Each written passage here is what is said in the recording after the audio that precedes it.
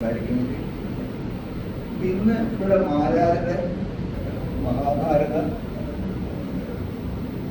പഠനങ്ങളെ അടിസ്ഥാനമാക്കിയിട്ട് സംസാരിക്കുമ്പോൾ ഞാൻ ഉദ്ദേശിക്കുന്നത് 3 ഭാഗമായിട്ട് അതിനെ വിഭജിക്കാം എന്നാണ്.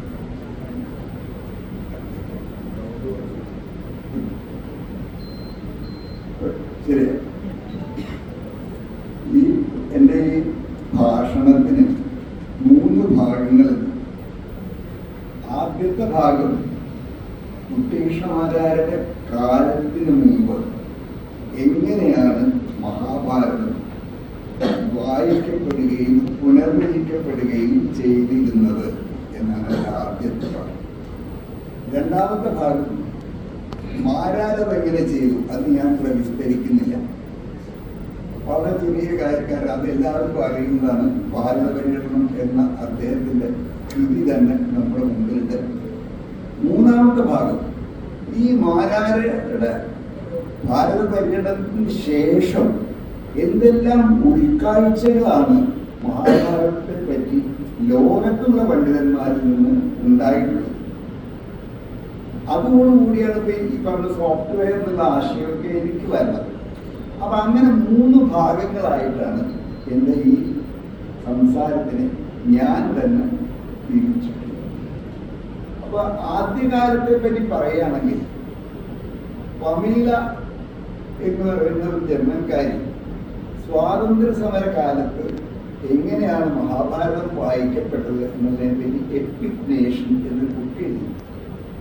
അതിലവർ പറയുന്ന വളരെ രസകരമായ ഒരു കാര്യം എന്ന് വെച്ചാൽ, ഈ മഹാഭാരതം ഇന്ത്യയുടെ പൊതുജനങ്ങളുടെ ഭാവനാലോകത്തിൽ അത്ര പോസിറ്റീവായ ഒരു ഇംപ്രഷൻ അല്ല ഉണ്ടാക്കിയിട്ടുള്ളത്. ഇത് വായിക്കാൻ പാടില്ല എന്നുള്ള ഒരു ഇംപ്രഷനാണ് ഉണ്ടായത്. അതിന് ഒന്നാന്തരം ഒരു തെളിവ് അവർ ഹാജരാക്കുന്നത് 1913 ഡൽഹിയിലെ സംഗം തിയേറ്ററിൽ മഹാഭാരതത്തിന് അടിസ്ഥാനമാക്കി ഒരു നാടകം ഉള്ളത് അരങ്ങേറും. അപ്പോൾ മഹാഭാരതം ഈ ഹാളിൽ അരങ്ങേറിയാൽ ഇതിനും ഈ ഹാളിനും ഇവിടുത്തുകാർക്കും വലിയ ദോഷം ഉണ്ടാവില്ലേ എന്നുള്ളൊരു ഭയം ആളുകളെ ഗ്രസിച്ചു. എന്നിട്ട് ആര്യസമാജക്കാരെ വിളിച്ച് ഒരു ഹോമം നടത്തി. എന്തിന്?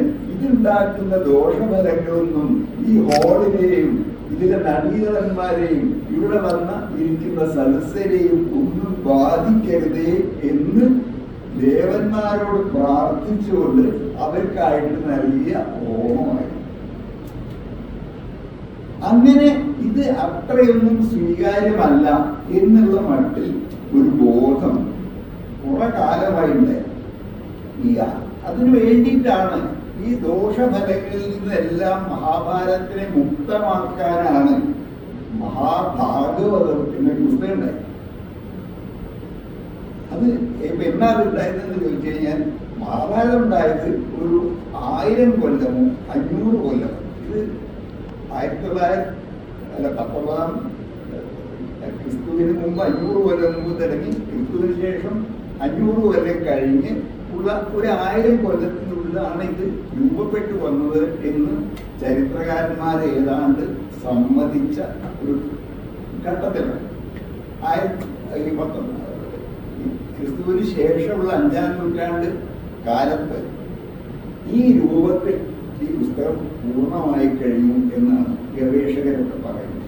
അപ്പൊ അത് ശരിയായി. അപ്പൊ ആ ഭാരതം ഇന്നത്തെ രൂപത്തിൽ ക്രിസ്തു 5-ാം ശതകത്തിൽ നമ്മുടെ ഇടയിൽ വന്നു കഴിഞ്ഞു. അത് അത്ര ധാരാളമൊന്നുമില്ല. ഇത്രയും സംഗതി പകർത്തി എഴുതുക എന്ന് പറയുമ്പോൾ എന്തോ ഒരു ബുദ്ധിമുട്ടുള്ളതാണ്. അപ്പൊ അങ്ങനെ പകർത്തി വളരെ വളരെ കുറച്ച് പ്രതികളെ കോപ്പികളെ ഉണ്ടായിട്ടുള്ളൂ. എന്തായാലും അത് ആളുകൾ മനഃപ്പാഠമാക്കിയ പുസ്തകം മുഴുവൻ അങ്ങനെ പരമ്പരയായിട്ട് ആ മനഃപ്പാഠമാക്കിയിട്ടുള്ള ആളുകൾ ഉച്ചരിച്ചു പോകും. ചില ആളുകൾ അത് കേട്ടെഴുതി വീണ്ടും കയ്യെഴുത്ത് കോപ്പി പനയോലകളിൽ എഴുതി. അങ്ങനെ ഉണ്ടായ ആ പുസ്തകം പക്ഷെ അത് വായിക്കാൻ പാടില്ല എന്നുള്ളൊരു കഥ വരും അതിൽ. അപ്പൊ അതിൻ്റെ ഉപകഥയായിട്ട് ഭാഗവതമാണത് പറയുന്നത്. ഈ ഭാരതം എഴുതിയ വ്യാസൻ അതിനുശേഷം വളരെ വളരെ ദുഃഖത്തിലാണ്ടു എന്നാണ് ഭാഗവതം കിടന്നത്. നോക്കൂ, ഇത്രയും മഹത്തായ ഒരു നോവൽ, ഇതൊരു കൃതി 6000 പേജ് വരുത്തി, വാൽമീകി രാമായണത്തിന്റെ 5 ഇരട്ടി വരും. അങ്ങനെ അതിന്റെ ആകർഷണം എന്ന് പറഞ്ഞാൽ അതൊരു ചുഴിയാണ്. നമ്മളതിൽ പെട്ടാൽ അതിന് തിരിച്ചു പോരില്ല. അത്ര അത്യാകർഷകമായ ഏത് പ്രായക്കാരും ഏത് മനസ്ഥിതിയുള്ള ആളുകൾക്കും അതിൽ എന്തെങ്കിലുമൊക്കെ അതിൽ ആകർഷിതരാകും. ഒരു മാഗ്നറ്റിക്കായ ഒരു കാന്തികമായിട്ടൊരു ആകർഷണ ശക്തി, ഒരു ഭൂഗുരുത്വ ആകർഷണ ശക്തിയുള്ള ഒരു കഥയും അതിൻ്റെ അവതരണങ്ങളും അതിൻ്റെ വളരെ മന്ദഗതിയിലുള്ള പുരോഗമനം എല്ലാം പതിഞ്ഞ കാലത്തിലാണ്. വളരെ വളരെ പതുക്കെ 400 പേജ് കഴിയും അതിൻ്റെ കഥയിലേക്ക് തുടങ്ങാൻ. അങ്ങനെ ഒരു മഹാഗ്രന്ഥം എഴുതി വ്യാസൻ. അപ്പൊ വ്യാസൻ പക്ഷെ അത് കഴിഞ്ഞ് സന്തോഷിക്കുകയല്ല ചെയ്തു. സന്തോഷിക്കാതെ ഗംഗാനദിയുടെ തീരത്ത് ദുഃഖിച്ച് വിഷാദിച്ചിരിക്കുക. അപ്പൊ നാരദൻ ആ വഴിക്ക് വന്നു. അപ്പോ വ്യാസനോട് ചോദിച്ചു, എന്താണ് അങ്ങ് ദുഃഖിച്ചിരിക്കുന്നത്?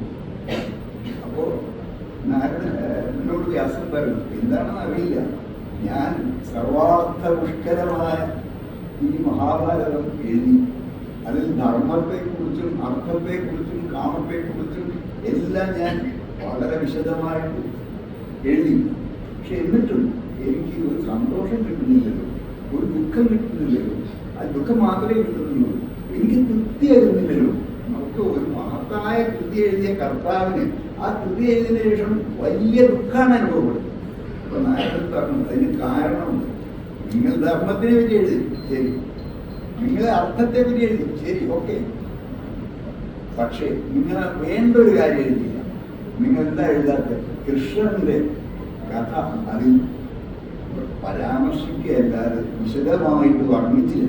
അപ്പൊ മുമ്പ് അത് ശരിയാണ്, അതിൽ കൃഷ്ണൻ എന്നുള്ളതല്ലാതെ ഭഗവാൻ കൃഷ്ണൻ എന്നോ ശ്രീകൃഷ്ണൻ എന്നോ വളരെ വളരെ അപൂർവമായിട്ടേ പറയുന്നുള്ളൂ. 2 തലത്ത് മാത്രമാണ് ശ്രീകൃഷ്ണൻ എന്ന് പറയുന്നത്. കൃഷ്ണനെ പറയും. അതിൽ ഈ വിശ്വരൂപം കാണിക്കുന്ന 3 സന്ദർഭത്തിൽ ഒഴിച്ച് ബാക്കി ഒരു ദിക്കിലും അദ്ദേഹം ഒരു മനുഷ്യനല്ല എന്ന് പറയുന്നില്ല. വിഷ്ണുവിന്റെ അവതാരമാണെന്ന് 2 ഇടത്തിലേ പറയുന്നുള്ളൂ. ഭീഷ്മരാണത് പറയുന്നത്. അങ്ങനെ ഇദ്ദേഹത്തെ പൂർണ്ണമായ ദൈവമായിട്ടല്ല, മിക്കവാറും മനുഷ്യനും അപൂർവമായി ദൈവവും ആകുന്ന 2 ഭാവങ്ങളുള്ള മുഖ്യമായും മനുഷ്യനായ ഒരാളായിട്ടാണ്, ഒരു രാജ്യതന്ത്രജ്ഞനാണ് കൃഷ്ണനെ പറഞ്ഞിട്ടുള്ളത്. അപ്പൊ അത് വലിയ തെറ്റായി എന്ന് നാരദൻ പറയാം. അങ്ങനെ പാടില്ല. കൃഷ്ണന്റെ കഥ വിശദീകരിച്ച് പറയും, എന്നാൽ നിങ്ങൾക്ക് ഈ വേദന തീരും. അപ്പൊ എന്താ ചെയ്യാം? അപ്പൊ നമ്മള് വേറൊരു സമാന്തരം നമ്മൾ കാണാൻ, ഒരു എഴുത്തുകാരനും ഒരു നിരൂപകനും. നാരദനോട് നിരൂപകനാണ്. ഈ കൃതിയെ നിരൂപിച്ചിട്ട് പറയാണ്, ഇത് മാറ്റി എഴുതല്ലാതെ യാതൊരു പ്രശ്നപരിഹാരം ഇല്ല എന്നിട്ട് അദ്ദേഹം മാറ്റി എഴുതുക. ഇതേ നൈമിഷാരണ്യത്തിൽ, ഇതേ യാഗസദസ്സിൽ അദ്ദേഹം ഇതേ കഥാപാത്രങ്ങളെ ഉപയോഗിച്ചുകൊണ്ട് ഈ മാറ്റി എഴുതാൻ മഹാഭാരതം. അങ്ങനെ അത് കൃഷ്ണനെ കേന്ദ്രീകരിച്ചുകൊണ്ടുള്ള ഒരു കഥയായിട്ട് മഹാഭാരതം മാറ്റി എഴുതപ്പെട്ടതാണ് ഭാഗവതം. അപ്പൊ ഒരു നിരൂപകന്റെ പ്രേരണയ്ക്ക് വശംവദനായിട്ട് ഒരു എഴുത്തുകാരൻ സ്വന്തം കൃതി മാറ്റി എഴുതുക എന്നുള്ള അസംബന്ധം വേറെ എവിടെയെങ്കിലും സാഹിത്യ ചരിത്രത്തിൽ കേട്ടിട്ടുണ്ട്. പക്ഷെ ഇന്ത്യയിൽ അത് സംഭവിച്ചു. അതിന്റെ കാരണം പ്രഷർ എന്ന് പറയുന്നത് ഭക്തി പ്രസ്ഥാനത്തിന്റെ പ്രഷറായി. ഭക്തി പ്രസ്ഥാനത്തിന്റെ തള്ളിച്ച അത് 12ാം നൂറ്റാണ്ടാകുമ്പോഴേക്കും ഇന്ത്യയിൽ എങ്ങും വ്യാപിക്കാൻ തുടങ്ങി. അത് 18ാം നൂറ്റാണ്ട് വരെ ഇന്ത്യയിൽ എല്ലാ വിധത്തിലും നാനാഭാവത്തിലും അതിന് വലിയൊരു വിഷയമാണ്. അത് നിലനിന്നു. അപ്പൊ അതിൽ കൃഷ്ണന്റെ കഥയായിട്ടാണ് മഹാഭാരതം ഒരു 8 നൂറ്റാണ്ടോളം കാലം ഒരു പാപപരിഹാരാർത്ഥം എന്ന പോലെ ദൈവത്തിന്റെ കഥയായിട്ട് മഹാഭാരതം എന്നുള്ള മനുഷ്യ കഥയെ, മനുഷ്യന്റെ എല്ലാ കൊള്ളരുതായ്മകളും, എല്ലാ പ്രാകൃതത്വങ്ങളും, എല്ലാ എന്താ പറയുക അപമാനിക്കലുകളും, എല്ലാ രക്തച്ചൊരിച്ചിലുകളും നിറഞ്ഞ കഥയാണ് മഹാഭാരതം. അത് വീട്ടിൽ വെക്കാൻ കൊള്ളില്ല എന്ന് പറഞ്ഞത് ന്യായമില്ലാതല്ല. അത്ര വലിയ വിഷാദം, അത്ര വലിയ ദുഃഖം ആണ് അതിനുള്ളത്. അപ്പൊ അത് സാധാരണഗതിയിൽ വായിക്കപ്പെടേണ്ടതാണ് എന്ന്, കഥകളെല്ലാം മംഗളമായി തീരണം എന്ന് ആശിക്കുന്ന ഒരു സമൂഹത്തിൽ അത് നടക്കില്ല, അത് മാറ്റി എഴുതിയേ പറ്റും. അപ്പൊ അങ്ങനെ കൃഷ്ണന്റെ കഥയായിട്ട് മഹാഭാരതത്തിനെ മാറ്റി എഴുതി. അങ്ങനെ മാറ്റി എഴുതി മഹാഭാഗവതം, ശ്രീ മഹാഭാഗവതം എന്നുള്ള ഒരു കഥ ഉണ്ടാവും. അത് മഹാഭാരതത്തിന്റെ സാനിറ്റൈസറായ, അതിന്റെ രക്തവും അതിന്റെ പാപവും അതിന്റെ ദോഷവും എല്ലാം കളഞ്ഞ് സർഫിട്ട് അലക്കി വൃത്തിയാക്കി ഭക്തിയുടെ മൂശയിൽ വാർത്ത് അങ്ങനെ ഉണ്ടാക്കിയ ഒരു വിശിഷ്ടമായിട്ടുള്ള കൃതിയായിട്ട് മഹാഭാഗവതം പിന്നെ ഇന്ത്യ മുഴുവൻ പ്രചരിക്കാൻ. പിന്നെ ആദ്യത്തെ മഹാഭാരതം വിസ്മൃതിയിലേക്ക് ഇങ്ങനെ പോവുക. ഇപ്പൊ എഴുത്തച്ഛൻ തന്നെ മഹാഭാരതത്തിന്റെ കഥയൊക്കെ എടുപ്പിച്ചാലും എല്ലാ പർവ്വവും തരുന്നത് ഇത് ശ്രീകൃഷ്ണലീലയാണ് എന്ന് പറഞ്ഞുകൊണ്ടാണ്. ചെല്ലടോ കൃഷ്ണലീലാമൃതം ഇത് കൃഷ്ണലീലയുടെ അമൃതമായിട്ടാണ് ഈ മഹാഭാഗവതത്തെ അല്ല മഹാഭാരതം എഴുത്തച്ഛൻ പരിഭാഷ ചെയ്തു സംഗ്രഹിച്ചു. അതിലൊക്കെ ഒരു പർവ്വത്തിൽ മാത്രമേ അല്ല ദൃശ്യവസ്തുവിലും, ബാക്കി എല്ലാത്തിലും ശ്രീകൃഷ്ണനെയോ വിഷ്ണുവിനെയോ സ്തുതിച്ചുകൊണ്ട് മാത്രമാണ് ഈ അദ്ദേഹം ഓരോ പർവ്വങ്ങളും സംഗ്രഹിച്ചത്. എല്ലാ ആളുകളും കേരളത്തിൽ ഉണ്ടായ കൃതികൾ കൃഷ്ണകാർ കുഞ്ചൻ നമ്പ്യാർ പോലും, അത് അദ്ദേഹം ഭക്തനേ അല്ല, പക്ഷെ അദ്ദേഹം പോലും ശ്രീകൃഷ്ണ കഥയാണ് ഈ കഥകളൊക്കെ എന്ന് പറഞ്ഞുകൊണ്ടാണ് എഴുതുന്നത്. അപ്പൊ ഈ പാരമ്പര്യം 1900 സ്വാതന്ത്ര്യ സമരം വരേക്കും നീണ്ടു. അങ്ങനെയുള്ളൂ. ആദ്യത്തെ മഹാഭാരതം വിസ്മൃതിയിലാണ്. അത് ആരും വായിക്കാറില്ലാത്ത, അത് വായിക്കേണ്ടതില്ലാത്തായി. അത് വ്യത്യസ്തമായിട്ട് പാരമ്പര്യം ഉണ്ടായിരുന്ന കേരളത്തിലാണ്. ഇവിടെ തിരുവല്ല ക്ഷേത്രം ആണ് കേരളത്തിലുണ്ടായ ആദ്യത്തെ ക്ഷേത്രം. അവിടെ ഈ മഹാഭാരതം ഒറിജിനൽ വായിച്ച് അർത്ഥം പറയുന്ന, അതിന് ശമ്പളം കൊടുത്ത ആളുകൾക്ക്, അത് MGS നാരായണന്റെ പെരുമാൾ കേരളയിൽ ഉള്ളതാണ്. അപ്പൊ അങ്ങനെ അതുപോലെ ഉണ്ണുവീൽ സന്ദേശത്തിൽ മഹാഭാരത ഭട്ടന്മാർ ചെല്ലുന്ന മഹാഭാരത ശ്ലോകങ്ങൾ കേട്ടുകൊണ്ടാണ് നിങ്ങൾ അങ്ങ് കേട്ട് നീ കൊണ്ടാലും എന്ന ഒരാശംസയുണ്ട്. അപ്പൊ ഇവിടെ മഹാഭാരതം ഒരു വായിക്കപ്പെടാവുന്ന കൃതിയാണെന്നുള്ള ഒരു ധാരണയുണ്ടായിരുന്നു. പക്ഷെ അതേസമയം അനവധി കാലം പി ഗോവിന്ദപിള്ള പറയുന്നുണ്ട്, എൻ്റെ വീട്ടിൽ എല്ലാ പുസ്തകങ്ങളും ഉണ്ടായിരുന്നു, പക്ഷെ വീട്ടിൽ മഹാഭാരതം വെക്കാറില്ല. അതേ വലിയ വായനക്കാരായിരുന്നു, പക്ഷെ വീട്ടിൽ മഹാഭാരതം വെക്കാറില്ല. ഇപ്പൊ ഞാൻ എൻ്റെ വീട്ടിൽ മഹാഭാരതമില്ല. ഒരുമാതിരി വീടുകളിലൊന്നും മഹാഭാരതം വീട്ടിൽ വെക്കാറില്ല. പ്രത്യേകിച്ച് ഈ 19ാം നൂറ്റാണ്ട് അവസാനം 20ാം നൂറ്റാണ്ടിന്റെ ആദ്യമായിട്ട് ഈ കുടുംബങ്ങളൊക്കെ ഭാഗം വെച്ച് പിരിയുക, അതുകൊണ്ടുള്ള ഭ്രാതൃ കലഹങ്ങൾ ധാരാളമായിട്ട് ഉടലെടുക്കാൻ തുടങ്ങുക. അങ്ങനെ അന്തരീക്ഷത്തിൽ ഈ വലിയ ഫ്രാക്ടറിസൈഡാണ് ഇത്. സഹോദരന്മാരെ കൊല്ലുന്ന കഥയാണ്. അങ്ങനൊരു പുസ്തകം വീട്ടിൽ വെച്ച് പൂജിക്കേണ്ട വല്ല കാര്യമുണ്ടോ? ഇല്ല.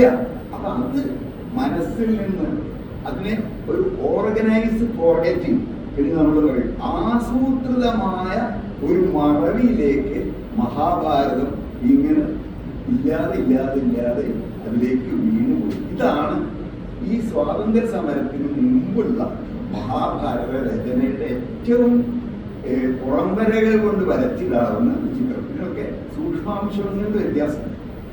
ഇങ്ങനെ ആയിരിക്കെ സ്വാതന്ത്ര്യ സമരകാലം വല്ലാത്തൊരു വേറൊരു മാനം, അല്ലെങ്കിൽ വേറൊരു വ്യാഖ്യാനം, അല്ലെങ്കിൽ വേറൊരു ഉൾക്കൊള്ളൽ മഹാഭാരതത്തിനുണ്ട്.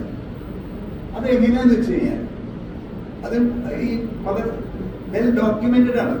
ആ കാലത്ത് ഉണ്ടായ ഇന്ത്യൻ സാഹിത്യ കൃതികൾ പഠിച്ച ഈ പമീല എന്ന് പറയുന്ന സ്ത്രീ എഴുതിയ പുസ്തകം എപ്പിക് നേഷൻ, അത് വെൽ ഡോക്യുമെന്റഡ് ആയിട്ട് പറയുന്നു. അതിൽ പറയുന്ന ഒരു കാര്യം, അന്ന് ഇത് പെട്ടെന്ന് ഈ ഭഗവാൻ എന്നുള്ള തുടങ്ങിയ കാര്യങ്ങളൊക്കെ മാറ്റി റിയലിസ്റ്റിക് ആയ മനുഷ്യരുടെ കഥയായിട്ട് മാറ്റി പോകണം. രണ്ടാമത്തത്, ഈ ബ്രിട്ടീഷുകാരും ഇന്ത്യക്കാരും ഇത് രണ്ടുപേരും കൗരവരും പാണ്ഡവരും എന്നുള്ള രണ്ട് ഇമേജിലേക്ക് അവരെ സാന്ദ്രീകരിച്ചെടുത്തു. ഇന്ത്യക്കാർക്ക് അവകാശപ്പെട്ട രാജ്യം അത് ബ്രിട്ടീഷുകാരും അത് തട്ടിക്കൊണ്ടുപോയി. നമ്മളതിനെ യുദ്ധം ചെയ്ത് വീണ്ടെടുക്കും. അപ്പൊ ബ്രിട്ടീഷുകാരൊക്കെ അപരന്മാരും ശത്രുക്കളും കൗരവരും, പാണ്ഡവരോ അത് നമ്മളും നീതിമാന്മാരും നീതി അർഹിക്കുന്നവരും ആയ ആളുകളാണ്. അപ്പൊ ബ്രിട്ടീഷുകാരും നമ്മളും തമ്മിലുള്ള യുദ്ധം ധർമ്മക്ഷേത്രവും കുരുക്ഷേത്ര യുദ്ധവും. അതുകൊണ്ട് പിന്നീട് എത്രയോ കാലം ഇന്ത്യയിലെ ഇലക്ഷനുകൾ വരെ കുരുക്ഷേത്രത്തിൽ കാണാം എന്നൊക്കെയാണ്. ഈ കുരുക്ഷേത്രം ഇന്ത്യയിൽ ഇത്രയധികം വ്യാപകമായതിന്റെ കാര്യം പണ്ടത്തെ മഹാഭാരത യുദ്ധം ഓർത്തിട്ടല്ല, ഈ സ്വാതന്ത്ര്യ സമരക്കാലത്ത് ഉണ്ടായ ഒരു ഉപമയാണ്. കുരുക്ഷേത്രത്തിൽ കാണാം. കുരുക്ഷേത്രം നമ്മളും എതിരാളികളും, അത് ഇന്ത്യക്കാരും ബ്രിട്ടീഷുകാരും തമ്മിൽ നടക്കുന്ന ഒരു ധർമ്മയുദ്ധത്തിന്റെ ഒരു പ്രതീകമായിട്ട് നമ്മുടെ നാട്ടിൽ ഉടനീളം വ്യാഖ്യാനിക്കപ്പെടും. അപ്പൊ അങ്ങനെ എത്രയോ എല്ലാ ഭാഷകളിലും, മലയാളത്തിലായിരിക്കും കുറവ്, ബംഗാളി, ഹിന്ദി, മറാഠി, കർണാടകത്തിൽ, തമിഴ്നാട്ടിൽ ഒക്കെ ഒരുപാട് കൃതികളുണ്ട്. എല്ലാ കഥകളും. ഇപ്പൊ കീചകവധം പറഞ്ഞാൽ ഉറപ്പാണ്. കീചകം എന്ന് പറഞ്ഞാൽ കീചകൻ മറ്റേ ബ്രിട്ടീഷുകാര്, ഈ മറ്റേ പാഞ്ചാലി അതിന്റെ വിക്റ്റിമായിട്ടുള്ള ഇന്ത്യ, കൊല്ലുന്ന ആളുകൾ ധർമ്മത്തിന് വേണ്ടി കൊല്ലുന്ന പലർ. അപ്പൊ എല്ലാ കഥകളും ഇങ്ങനെ, അത് ഇതിഹാസത്തിൽ രണ്ടില്, രാമായണത്തിൽ കുറച്ചേ എടുത്തിട്ടുള്ളൂ. ഇന്ദ്രജിത്ത് വധം പോലെയുള്ള, മേഘനാഥ വധം പോലെയുള്ള ചില കൃതികൾ.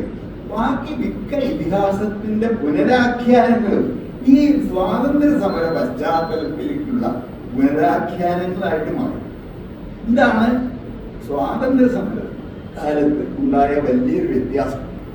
അപ്പോൾ അതോടുകൂടി ജവഹർലാൽ നെഹ്റുവാണ് ഇത് ഈ മഹാഭാരതം എന്നുള്ളത് ഇതൊരു മതപരമായ കഥയല്ല, ഇതൊരു മതക്കാർക്ക് വേണ്ടിയുള്ള കഥയല്ല, ഇത് മനുഷ്യരാശിക്ക് അല്ലെങ്കിൽ ലോകത്തിന് ഇന്ത്യ നൽകിയ ഏറ്റവും വലിയ സംഭാവനയാണ്, ഇതൊരു സാഹിത്യ കൃതിയാണ് എന്ന് ആദ്യമായി ഇന്ത്യയെ കണ്ടെത്തൽ എന്നുള്ള പുസ്തകത്തിലാണ് ജവഹർലാൽ നെഹ്റു പറയുന്നത്. അപ്പൊ അദ്ദേഹം ഭാരതത്തെ കണ്ടെത്തി, മഹാഭാരതത്തിനെ കണ്ടെത്തി. അപ്പൊ അത് ഈ ഭക്തി സാഹിത്യത്തിന് ശേഷം വരുന്ന ഭാഗവതവൽകൃതമായിട്ടുള്ള മഹാഭാരതമല്ല, നേരെ മറിച്ച് മഹാഭാരതം തന്നെ ആ ആദ്യ വിസ്മൃതമായ മഹാഭാരതത്തിനെ റിനൈസൻസ് പീരീഡിൽ എന്ന പോലെ വിസ്മൃതിയിൽ നിന്ന് ഉയർത്തി നമ്മുടെ നാടിന്റെ മധ്യത്തിലേക്കും ജനഹൃദയങ്ങളുടെ മധ്യത്തിലേക്കും സമകാലിക സന്ദർഭത്തിലേക്കും കൊണ്ടുവന്ന് പ്രതിഷ്ഠിച്ചു. ഇതാണ് സ്വാതന്ത്ര്യ സമരകാലത്ത് മഹാഭാരതത്തിന് ഉണ്ടായിട്ടുള്ള ഒരു വലിയ പരിണാമം. അതിനോടൊപ്പം തന്നെ വേറൊരു ദുരന്തം ഉണ്ടായി സ്വാതന്ത്ര്യ സമരകാലത്ത്. അത് സ്വാതന്ത്ര്യം കിട്ടിയതിന് ശേഷം, അതിന് തൊട്ട് മുമ്പ് ഉണ്ടായ വിഭജനങ്ങളുടെ കഥയാണ്. മഹാഭാരതം വിഭജനങ്ങളുടെ കഥയാണ്. അത് എല്ലാത്തിനും ഒരു നടുവിൽ രേഖ വരച്ചു കഴിഞ്ഞാൽ എല്ലാം വിഭജിക്കപ്പെട്ടിട്ട് നിൽക്കുകയാണ്. ധർമ്മം, അധർമ്മം, സഹോദരൻ, അമ്മാമൻ, മരുമകൻ, ഗുരു, ശിഷ്യൻ, എല്ലാത്തിനും നടുക്കൂടെയാണ് എല്ലാ ഹൃദയങ്ങളെയും ഭേദിച്ചുകൊണ്ട് ഒരു ഹൃദയഭേദക രേഖ ഈ മഹാഭാരതത്തിൽ ഉടനീളം പറയുകയാണ്. ഒരാളപ്പുറത്തോ ഒരാളിപ്പുറത്തോ, ചിലപ്പോൾ ആ രേഖ അങ്ങോട്ടും ചിലപ്പോൾ ആ രേഖ ഇങ്ങോട്ട് കിടക്കും. ഇങ്ങനെ രണ്ടായി വിഭജിക്കപ്പെട്ടവരുടെ കഥയാണ്. അപ്പൊ ആ കഥയിൽ ഇന്ത്യക്ക് പ്രസക്തിയില്ല. കാരണം ഹിന്ദു മുസ്ലിം ലഹളം, അതിന്റെ രൂക്ഷമായിട്ടുള്ള വേദനകൾ, അതിന്റെ പശ്ചാത്തലത്തിലാണ് കുട്ടികൃഷ്ണമാരാര് 1948 മഹാഭാരതത്തെ പറ്റി ഒരു പുസ്തകം, ഭാരത പര്യടനം. അപ്പൊ ഭാരത പര്യടനത്തിന്റെ പശ്ചാത്തലം എന്ന് പറയുന്നത് വലിയ വേദനാജനകമായിട്ടുള്ള ഇന്ത്യ വിഭജന കാലത്തെ ഒരു പശ്ചാത്തലം. അപ്പൊ അതിൽ അദ്ദേഹം ഒരു പാരഗ്രാഫ് ഉപയോഗിച്ച് തന്നെ പറയുന്നത്, ഇതിൽ കൃഷ്ണൻ ദുര്യോധനോട് ദൂത് പറയാൻ ചെന്നത് കലഹിച്ചു നിൽക്കുന്ന രണ്ട് സമുദായങ്ങളുടെ മധ്യത്തിൽ ശാന്തി ദൂതുമായിട്ട് നടന്ന മഹാത്മാഗാന്ധിയെ ഓർമ്മിപ്പിക്കുന്നതാണ് എന്ന് ഒരു വലിയ നീണ്ട പാരഗ്രാഫ്. ഭഗവത്ഗീത എന്നുള്ള അതിന്റെ അധ്യായത്തിന്റെ അവസാനത്തിലെ സാരം അതാണ് എന്ന് പറയുന്നത്. അപ്പൊ അങ്ങനെ വരുമ്പോൾ അത് വീണ്ടും സമകാലികമാവും. അപ്പൊ മാരാര് അത് ചെയ്തത് ആ സ്വാതന്ത്ര്യം കിട്ടുന്ന ആദ്യഘട്ടത്തിന്റെ അല്ല, അത് കിട്ടിക്കഴിഞ്ഞിട്ടുള്ള ആ യുദ്ധാനന്തരം ഉണ്ടായ വിഭജനത്തിന്റെ, സ്വാതന്ത്ര്യ സമരത്തിന് ശേഷം ഉണ്ടായ വിഭജനത്തിന്റെ, കൂട്ടക്കൊലയുടെ, മഹാഭാരതം ഹിംസയെ ഇത്രയധികം ഘോഷിക്കുന്ന ഒരു രീതിയില്ല. എല്ലാ ഒരു പുരുഷ യുദ്ധം മാത്രമല്ല യുദ്ധം, അതിന്റെ മുമ്പ് എത്രയോ യുദ്ധങ്ങളുണ്ട്. അതുപോലെ അതിന് ശേഷം ചെറുയുദ്ധങ്ങൾ വേറെയുണ്ട്. യുദ്ധത്തിന്റെ ആയോധനത്തിന്റെ കലയെ, അല്ലെങ്കിൽ ആയോധനം എന്നുള്ള ആ വ്യാപാരത്തെ ഇത്രയധികം ഒരു ഭാവനയുടെ കേന്ദ്രമായിട്ട് വികസിപ്പിച്ച് എന്തെല്ലാം ആയുധങ്ങളായി, ഒരു പലതരത്തിലുള്ള ആയുധങ്ങൾ, പാമ്പായിട്ട് വന്ന് കുത്തുന്നതോ, തീയായിട്ട് വന്ന് ആക്രമിക്കുന്നതോ, വായുവായിട്ട് വീശുന്നതോ, ഇങ്ങനെ എല്ലാ വിധത്തിലും മനുഷ്യന് സങ്കല്പിക്കാവുന്ന നാശത്തിന്റെ എല്ലാ ഉപകരണങ്ങളെയും ഇങ്ങനെ വളരെ മാഗ്നിഫൈ ചെയ്തിട്ട് അതുകൊണ്ട് നടത്തുന്ന കൊലകൾ, അത് ഈ തലമുറയല്ല, ഇനി ജനിക്കാനിരിക്കുന്ന കുട്ടി ആ മാതാവിന്റെ ഉദരത്തിൽ ചെന്ന് അതിനെ നശിപ്പിക്കുന്നവരുള്ള ആയുധങ്ങൾ. ഇങ്ങനെ ആയുധങ്ങളുടെ വലിയൊരു പ്രദർശനശാലയാണ് മഹാഭാരതം. അതിനോടൊപ്പം തന്നെ ഈ ആയുധങ്ങളുടെ ഒക്കെ ഒരു നിരർത്ഥകത, അത് വലിയ വിഷാദമായിട്ട് അതിൽ വരും ചെയ്യും. ഇങ്ങനെ ഉള്ള ഒരു പശ്ചാത്തലത്തിലാണ് കുട്ടികൃഷ്ണമാരാർ ഈ ഭാരതപര്യടനം എന്നുള്ള പുസ്തകം എഴുതി. അദ്ദേഹം പറയുന്നുണ്ട്, ഞാൻ മഹാഭാരതം ആദ്യന്തം വായിച്ചുകൊണ്ടല്ല എഴുതി, ഞാൻ അത് എഴുതിയത് ഒരു ഗ്രൂപ്പ് വായിക്കുമ്പോഴാണ്. കുട്ടികളുടെ മഹാഭാരതം എന്ന ബംഗാളി പുസ്തകത്തിന്റെ മലയാള പരിഭാഷ മാതൃഭൂമി പ്രസിദ്ധീകരിച്ചു. അതിന്റെ പ്രൂഫ് വായിക്കുമ്പോൾ ഒരു സന്ദർഭം, ഒരു യുദ്ധാനന്തര സന്ദർഭം അതിൽ കണ്ടു. അതെന്താ, ദുര്യോധനന്റെ സഹോദരിയായ ദുശ്ശളം അവര് മരിക്കാത്ത തന്റെ പേരമകനെയും കൂട്ടിയിട്ട് അർജുനന്റെ മുമ്പിൽ വന്നിട്ട് ഈ ഒരു കുഞ്ഞിനെയെങ്കിലും നിങ്ങൾ എനിക്ക് വിട്ടുതരണേ എന്ന് പ്രാർത്ഥിക്കുന്ന, അദ്ദേഹത്തിന് ആവശ്യപ്പെടുന്ന ആ ഒരു രംഗം വായിക്കുമ്പോൾ അദ്ദേഹം പറയും, ഞാൻ കണ്ണു നിറഞ്ഞു, എനിക്ക് അതിനെപ്പറ്റി എന്തെങ്കിലും ഒന്ന് എഴുതിയാലേ നിവൃത്തിയുള്ളൂ എന്ന അവസ്ഥ വന്നു. ഞാൻ അതിനെപ്പറ്റി ഒരു പ്രബന്ധം എഴുതി. പിന്നെയാണ് ഞാൻ മറ്റ് പ്രബന്ധങ്ങളൊക്കെ എഴുതി. ആകെപ്പാട് 18 പ്രബന്ധങ്ങൾ എഴുതി. 18 പ്രബന്ധങ്ങളുള്ള മഹാഭാരതത്തിന്റെ മിനിയേച്ചർ എഡിഷനായിട്ട് ഈ 18 എന്താ പറയുന്നത് അധ്യായങ്ങളിലുള്ള ഒരു പുസ്തകമാണ്. അങ്ങനെയാണ് യാദൃച്ഛികം. അല്ലാണ്ട് ഇപ്പൊ ഞാൻ ബുക്ക് എഴുതുന്ന ഒരു പ്ലാൻ ചെയ്തിട്ടൊന്നും അല്ല എഴുതി. അദ്ദേഹം വന്നപാട് എനിക്ക് ഹൃദയത്തിൽ പറ്റിയ ഓരോ സന്ദർഭങ്ങളെയും അനലൈസ് ചെയ്ത് എന്താണ് അതിന്റെ ധാർമ്മിക പാഠം എന്ന് ആളുകളെ ബോധ്യപ്പെടുത്താനായിട്ട് ഒരു സാരമില്ല. അപ്പൊ ആദ്യ ഒരു സംഭവം വിവരിക്കും, അത് കഴിഞ്ഞ് അതിൽ നിന്ന് നമ്മൾ ഉൾക്കൊള്ളേണ്ട പാഠം എന്താണ്, അതിന്റെ അർത്ഥം എന്താണ്, അത് ധാർമ്മികമായിട്ട് അതിനെന്താണ് അതിന്റെ കരുത്ത്. അപ്പൊ ഒരു ധാർമ്മിക പുസ്തകമായിട്ടാണ് അദ്ദേഹം മഹാഭാരതത്തെ വായിച്ചത്. ഇനി ഇവിടുന്ന് അങ്ങോട്ട് മുന്നോട്ട് പോകണ്ടേ? അപ്പൊ ഇവിടുന്ന് അങ്ങോട്ട് മുന്നോട്ട് പോകണമെങ്കിൽ ഇതൊന്നും അല്ലാത്ത വേറെ രീതിയിലേ നമുക്ക് മുന്നോട്ട് പോകാൻ പറ്റും. ഇതിനെ മറന്നുകൊണ്ടേ നമുക്ക് മുന്നോട്ട് പോകാൻ പറ്റും.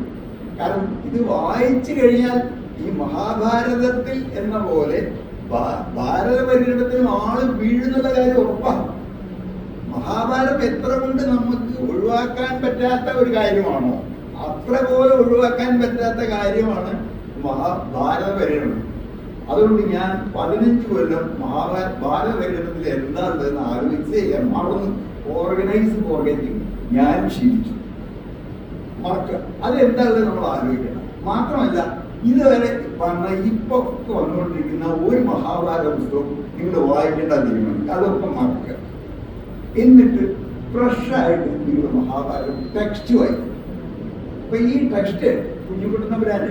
അതെങ്ങനെയാണ് ടെക്സ്റ്റ് വന്നത്? ഇന്ത്യയിൽ ആദ്യമായിട്ടാണ് മഹാഭാരതം എന്നുള്ള 1.25 ലക്ഷം ശ്ലോകങ്ങളുള്ള ഒരു പുസ്തകത്തിന് ശ്ലോകത്തിന് വൃത്തത്തിന് വൃത്തം, വാക്കിന് വാക്ക്, അങ്ങനെ 2.25 കൊല്ലം കൊണ്ട് കുഞ്ഞുകുട്ടുന്നവരാൻ പരിഭാഷ ചെയ്തു. ആ പരിഭാഷയെ പറ്റി അത് കണ്ടിരുന്ന ഒരാൾ എഴുതും, ഒരു വെറ്റില 100 തേച്ച് ഞാൻ അരുളും മുമ്പ് തരുമേ കൃതി തീർത്ത് വാരി ഏതൊരു വിദ്വാന് സുസാധവിപ്പണി. ഒരു വെറ്റില 100 തേച്ചു തരുന്നതിന് മുമ്പ് ശ്ലോകത്തിന്റെ തോന്നില്ല. അതാണ് അതിന്റെ അർത്ഥം. അതായത് ഒരു വെറ്റില മുറുക്കാൻ എത്ര സമയം വേണം, ആ സമയം കൊണ്ട് ഒരു പദ്യത്തിന്റെ അർത്ഥം അദ്ദേഹം എഴുതിയത്. ഇങ്ങനെയുള്ള ഒരു അത് ഇന്ത്യയിൽ ഉടനീളം ഉണ്ടായ മഹാഭാരത പരിഭാഷകൾ ഒന്നും തന്നെ ഇങ്ങനെ വൃത്താനുവൃത്തം പദാനുപദമായിട്ടില്ല. ആ ഒരു ചെയ്തി അല്ലെങ്കിൽ പരിഭാഷാ കൃത്യം നിർവഹിച്ചത് മലയാളമാണ്. മാത്രമല്ല മലയാളത്തിലാണ് ഏറ്റവും വലിയ എന്താ പറയുക പരിഭാഷാ യത്നങ്ങളൊക്കെ ഉണ്ടായത്. ഋഗ്വേദം പരിഭാഷ ചെയ്തു, വാൽമീകി രാമായണം പരിഭാഷ ചെയ്തു, മഹാഭാരതം പരിഭാഷ ചെയ്തു.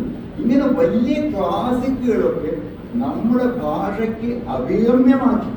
ആ പുസ്തകം ഉണ്ടായിരുന്നില്ലെങ്കിൽ ഞാനില്ല, കേട്ടുമാരുണ്ടോ അദ്ദേഹം സംസ്കൃതം നോക്കി, പക്ഷെ ഞാനുണ്ടാവില്ല, എന്നെ പോലെ അസംഖ്യ ആളുകൾ ഉണ്ടാവില്ല, MT വാസുദേവൻ രണ്ടാമൂടെ ഉണ്ടാവില്ല, അങ്ങനെ ഒരുപാട് PK ബാലകൃഷ്ണൻ ഇനി ഞാൻ തുടങ്ങിയിട്ടേ ഉണ്ടാവില്ല.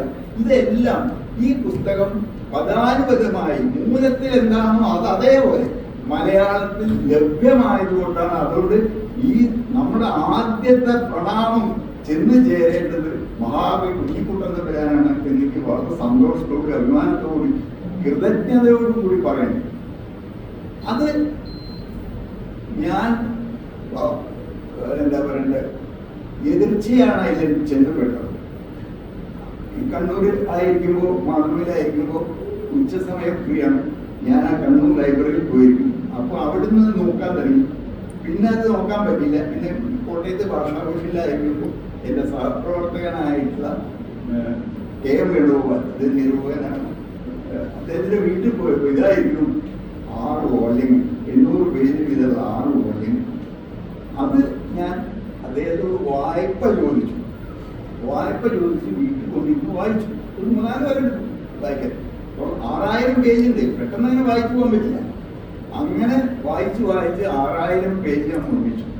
പിന്നെ ഒരു പ്രാവശ്യം ഞാൻ 2010 എൻ്റെ മകളെ കാണാൻ പോയി. മകള് അമേരിക്കയിലാണ്. മകളുടെ ഭർത്താവ് ദീപു എന്ന് പറയും. അയാൾ വളരെ നല്ല വായനക്കാരൻ, വളരെ നല്ല ഗൗരവപ്പെട്ട കൃതികൾ വായിക്കണം. അപ്പൊ അയാളുടെ വീട്ടിൽ പോയപ്പോൾ അവിടെ ഇരിക്കുന്നു ഹിന്ദുസ് എൻ ആൾട്ടർനേറ്റീവ് ഹിസ്റ്ററി എന്ന പേരിൽ ഡോണി വെന്റിഗർ എന്നുള്ള ഷിക്കാഗോയിലെ ഇൻഡോളജിസ്റ്റായ പ്രൊഫസർ എഴുതിയ പുസ്തകം. ഞാനത് മറിച്ച് നോക്കിയപ്പോൾ അതിലൊരു ചാപ്റ്റർ മഹാഭാരതത്തിന് കിട്ടും. അപ്പൊ ഞാൻ അതിന് താല്പര്യപൂർവ്വം അത് നോക്കി. അപ്പൊ നോക്കിയപ്പോൾ അതിൽ എഴുതിയേക്കാണ് അത്ഭുതകരമായിട്ട് വാക്യം. ഈ യുദ്ധാനന്തരം വിഷാദം കൊണ്ട് വളരെ ദുഃഖിച്ച് അവശനായി, അതൊക്കെ എല്ലാം കൊണ്ട് വിഷാദം. ഒരു 3 വോള്യം ഇയാളുടെ ദുഃഖിതനായിട്ടുള്ള ധർമ്മപുത്രനെ പറ്റിയാണ്. അയാൾക്ക് ഉപദേശങ്ങള് മാറ്റി തീർക്കാനുള്ള പ്രേരണകള്. അപ്പൊ ഇത്ര വിഷാദം അനുഭവിക്കുന്ന ധർമ്മപുത്രകൾ, അത് അശോകൻ കലിംഗ യുദ്ധം വിജയിച്ചിട്ടും ധർമ്മപുത്രൻ വിജയിച്ചിട്ടും വിഷണ്ണനായിട്ടുള്ള അശോക ചക്രവർത്തിയുടെ ഒരു പ്രതിരൂപമാവാം എന്നുള്ളൊരു വാക്യം, അത് എൻ്റെ മനസ്സിൽ ഒരൊറ്റ ഇടിമിന്നൽ, ഒരു രാത്രിയെ മുഴുവൻ വിളക്കിക്കൊണ്ട് പ്രകാശിക്കുമ്പോൾ, ആകാശത്തെ പ്രകാശിപ്പിക്കുന്നത് പോലെ എൻ്റെ മനസ്സിനെ വല്ലാതെ വിളക്കി. അപ്പൊ എനിക്ക് വളരെ ഉന്മേഷമായി. ഇത് ഒരു വെളിച്ചം എനിക്ക് കിട്ടി. അപ്പൊ അതിൻ്റെ അർത്ഥം എന്താ? മഹാഭാരതത്തിലേക്ക് ചരിത്രം പ്രവേശിച്ചിരിക്കുന്നതാണ്. ചരിത്രത്തിൽ നിങ്ങൾ വേറെ ഗവേഷണം കൊണ്ട് മറ്റേ നേടിയെടുക്കേണ്ടതല്ല. അത് കഥാപാത്രത്തിൽ ഇൻസ്ക്രൈബ്ഡോ സബ്സ്ക്രൈബ്ഡോ ഒക്കെ അല്ലെങ്കിൽ സൂപ്പർസ്ക്രൈബ്ഡോ ആയി അതിലുണ്ട്. അത് വേറൊരു ആസ്വാദനത്തിന് കിട്ടിയ ഒരു വെളിച്ചം. അതായത് ഇതിന്റെ ചരിത്രം എന്ന് കോസമ്പി അന്വേഷിക്കുന്ന പോലെ നിങ്ങൾ അതെന്റെ സാഹചര്യം അതായിരുന്നു, മറ്റെന്റെ സാഹചര്യം ഇതല്ല. ഈ കഥാപാത്രത്തിനെ എടുത്താൽ അതിന്റെ രൂപവൽക്കരണത്തിൽ പല സാധനങ്ങളുടെയും ഛായകൾ അതുപോലെയല്ല, അങ്ങനെ വന്നു വീണിട്ടാണ് ഈ കഥാപാത്രങ്ങൾ ഉണ്ടാവുന്നത്. ഇത് വലിയ സാഹിത്യ നിരൂപണപരമായ ഉപദർശനമാണ്, ഇത് ചരിത്രപരമായ ഉപദർശനം. അതാണ് എന്നെ യഥാർത്ഥത്തിൽ ഈ പുസ്തക രചനയിലേക്കും പുതിയ ഉൾക്കാഴ്ചകളിലേക്കും ഒക്കെ നയിക്കുന്നത്. അപ്പൊ ചരിത്രം അതിലേക്ക് കടന്നു വരുന്നു എന്നുള്ളതാണ് മാരാർക്ക് ശേഷമുള്ള മഹാഭാരത പഠനങ്ങളുടെ ഏറ്റവും വലിയ ഒരു സവിശേഷത. അതെങ്ങനെയാ അത് വരണം നോക്കി. അപ്പൊ അക്കാലത്ത് ഈ എന്താണ് അക്കാലം, ഏത് കാലം? അപ്പൊ ഞാൻ 1000 കൊല്ലം കൊണ്ടാണ് ഇത് എഴുതി തീർത്തത്. അപ്പൊ ഈ കാലം എന്ന് പറയുന്നത് അശോകന്റെ ഒക്കെ കാലമാണ്. അശോകന്റെ കാലം എന്ന് പറയുന്നത് BC 3-ാം നൂറ്റാണ്ടൊക്കെയാണ്, 320-ാണ്. അപ്പൊ അദ്ദേഹം ആ കാലത്ത് എഴുതി വെച്ച് 33ഓളം ശിലാശാസനങ്ങളും സ്തംഭത്തിൽ എഴുതിയ ശാസനങ്ങളൊക്കെ നാട്ടിന്റെ നാനാഭാഗത്ത് വെച്ചിട്ടുണ്ട്. അപ്പൊ അതിൽ അദ്ദേഹം ആത്മകഥാപരമായിട്ട് ശാസനം എഴുതിയിട്ടുണ്ട്. അതിലെന്താ എന്ന് പറഞ്ഞത്, ഞാൻ എന്തെങ്കിലും ക്രൂരകൃത്യങ്ങളാണ് ചെയ്തത്. ഞാൻ അനേകം ലക്ഷം ആളുകളെ ഡീപ്പോർട്ട് ചെയ്തു, അനേക ലക്ഷം ആളുകളെ കൊന്നു, അനേക ലക്ഷം ആളുകൾ പരാജിതരായും ദുഃഖിതരായും കിടക്കുന്നു. ഇവരൊക്കെ ദുഃഖം അനുഭവിക്കുന്നു. ഇവരെല്ലാം ദുഃഖം അനുഭവിക്കുന്നു എന്നുള്ളത് ഈ പ്രിയദർശി മഹാരാജാവിനെയും ദുഃഖിതനാക്കുന്നു എന്നുള്ളതാണ് ഒരു ശാസനം. ഒരു രാജാവും അവനവന്റെ വിജയകഥകളല്ലാതെ പരാജയ കഥകൾ ഇങ്ങനെ എല്ലാവർക്കും കാണാനായിട്ട് ഒരു നാട്ടുവെളിപ്പറപ്പിൽ സ്തംഭമായിട്ട് ശാശ്വത കാലത്തേക്ക് വേണ്ടിയിട്ട് എഴുതിയിട്ടുണ്ടാകും. തന്റെ പരാജയ കഥയാണ് അദ്ദേഹം പറയുന്നത്, വിജയകഥയല്ല, പരാജയം. ഞാൻ നിങ്ങളിലൊക്കെ ഇത്രയും മനുഷ്യരെ കൊന്ന ഞാൻ ദുഃഖിതനായിരിക്കുന്നു എന്നുള്ളത് എല്ലാവർക്കും വായിക്കാനും എല്ലാ എഴുത്തറിയാവുന്നവരെ കുറച്ച് ആളുണ്ടാവും എന്നും എല്ലാവരെയും അറിയിക്കാനുമായിട്ട് ഒരു സ്തംഭം കൊത്തി ഇന്ന് ഏതെങ്കിലും ഒരു ഭരണാധികാരി ഞാൻ എന്റെ ഭരണത്തിൽ പരാജിതനായിരിക്കുന്നു എന്ന് വലിയൊരു ബോർഡെങ്കിലും ഒരു ഫ്ലക്സ് ഒക്കെ പറ്റും. ഒരു ഫ്ലക്സ് വെക്കില്ല. ഞാനിതാ പരാജിതനായിരിക്കുന്നു, ജനങ്ങളെ എന്റെ കാര്യം പോകും കറക്റ്റാണ് എന്ന് പറഞ്ഞ ഏതെങ്കിലും ഭരണാധികാരി നമ്മുടെ നാട്ടിൽ കോഴിക്കോട് ഈ മീനലിന്റെ മുക്കിൽ ഒരു ഫ്ലക്സ് വെക്കും.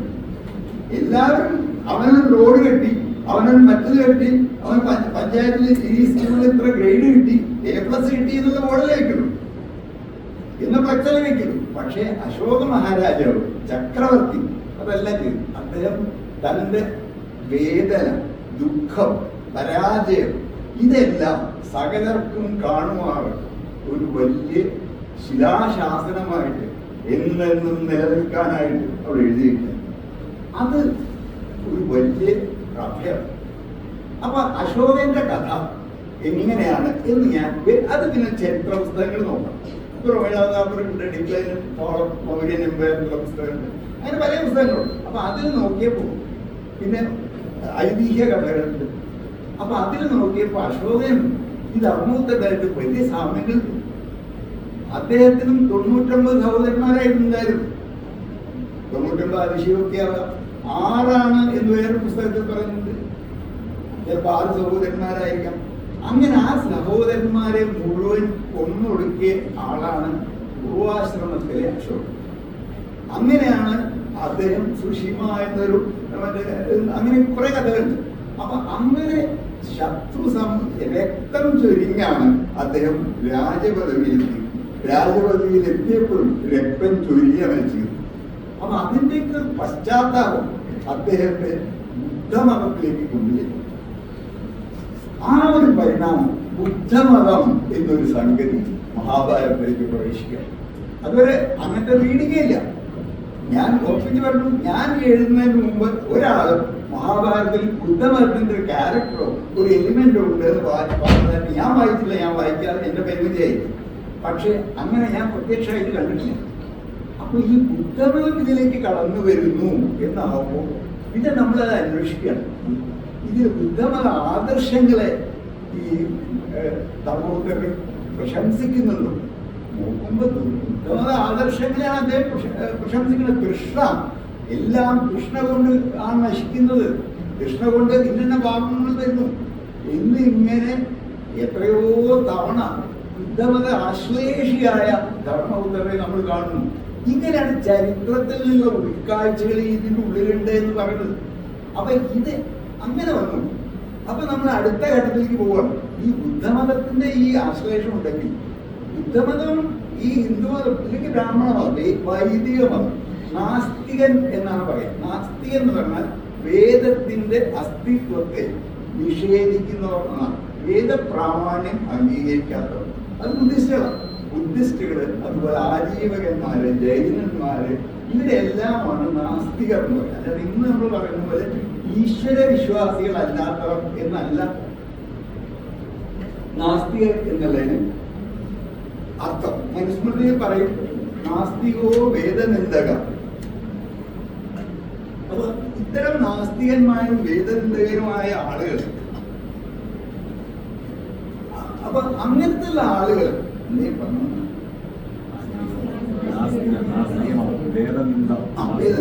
ഇങ്ങനെയുള്ള മറ്റേ ആളുകൾ ധാരാളം ഉണ്ടായിരുന്നു എന്ന് അശോകന്റെ കാലത്ത്.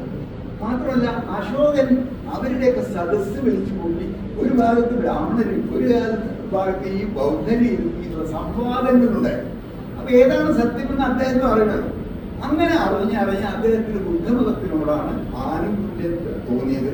അദ്ദേഹം കരുണ എന്നുള്ള സംഗതി ആണ് തന്റെ വ്യക്തിപരമായ വിശ്വാസമായിട്ട് എടുത്തത്. അതേസമയം രാജ്യത്തൊട്ടാകെ എല്ലാവരും മറ്റേ ഉണ്ണിനെയും കൊല്ലരുത് അങ്ങനത്തെ ഭക്ഷണത്തിന് വേണ്ടി കൊല്ലാം, അതൊക്കെ ന്യായമാണ്, മനുഷ്യരല്ലാണ്.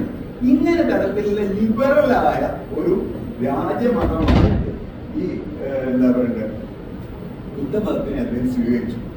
ഇതിന്റെ പല തെളിവുകളും ഈ ഇതിൽ കിടക്കുന്നത് മഹാഭാരത ടെക്സ്റ്റിലുണ്ട്. അപ്പൊ അങ്ങനെ നോക്കിയപ്പോൾ ഇതിലുടനീളം ബുദ്ധമത സാധനം ഉണ്ട്. അതേസമയം തന്നെ വേറെ സന്ദർഭങ്ങളുണ്ട്.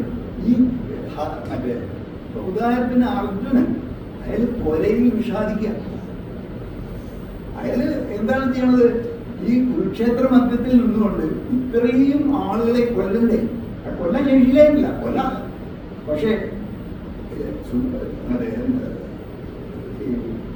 അവനവന്റെ സ്വജന ധ്വംസനം ചെയ്താൽ സുഖമാമോ ജനാർദ്ദനം? എന്തൊരു ചോദ്യം! സ്വജന ധ്വംസനം ചെയ്താൽ സുഖമാമോ ജനാർദ്ദനം? ആ ഒരു ചോദ്യത്തിന് ചോദിക്കാള്ളൂ. ഞാൻ ഇവരെയൊക്കെ കൊന്നൊടുക്കിയാൽ എനിക്ക് സുഖം വരും. അതെങ്ങനെയാണ്? ഇവരെയൊക്കെ കൊന്നാൽ എനിക്ക് സുഖം വരുന്ന എങ്ങനെയാണ്? അപ്പൊ എനിക്ക് സുഖം വരില്ല. എനിക്ക് അത് കൊല്ലുക എന്നുള്ളതല്ല എന്റെ ധർമ്മം, അഹിംസയാണ് എന്ന് പറഞ്ഞ് ബില്ല് താഴെ വെച്ചു.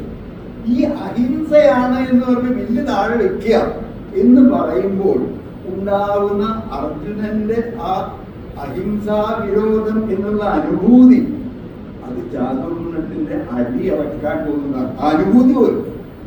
കാരണം ക്ഷത്രിയന് യുദ്ധം വേണ്ട എന്ന് പറഞ്ഞു കഴിഞ്ഞാൽ വൈശ്യന് കച്ചവടം വേണ്ട, ബ്രാഹ്മണന് യാഗം വേണ്ട, ശൂദ്രൻ നിങ്ങളുടെ വീട്ടിൽ അടിച്ചു കൊടുക്കാനും വരും. ശൂദ്രന് ദാസ്യപ്പണിയാണ്. അപ്പൊ ഈ 4 വർണ്ണങ്ങളും അവരവരുടെ ധർമ്മം വിട്ടെറിഞ്ഞു പോയി സമൂഹത്തിന്റെ കെട്ടുപാട് ചിതറി സമൂഹം ശിഥിലമായാലോ എന്നുള്ള ഒരു വിഷാദോ വിഷമോ ആണ് ഈ ബ്രാഹ്മണ മതത്തിനുണ്ടാകുന്നത്. അത് അതിൽ സബ്സ്റ്റാൻഷിയേറ്റ് ചെയ്തിട്ടുണ്ട്. അങ്ങനെ വരുമ്പോൾ എന്ത് ചെയ്യും? ഇത് പാടില്ല. ഉടനെ അദ്ദേഹം ഇതിലൊക്കെ ചാതുർവർണ്ണത്തെ മുഴുവൻ ന്യായീകരിച്ചുകൊണ്ട് ഗീതോപദേശം നൽകുക. ആ ഗീതോപദേശം ഇതൊക്കെ ശരിയാണ്, നിങ്ങൾ വർണ്ണധർമ്മം അനുഷ്ഠിച്ചാൽ മാത്രമേ. പിന്നെ ധർമ്മം എന്താണെന്ന് പറയും, ധർമ്മത്തിനുള്ള 5-6 അർത്ഥങ്ങൾ പറയും, അതൊക്കെ അങ്ങനെ പോകും.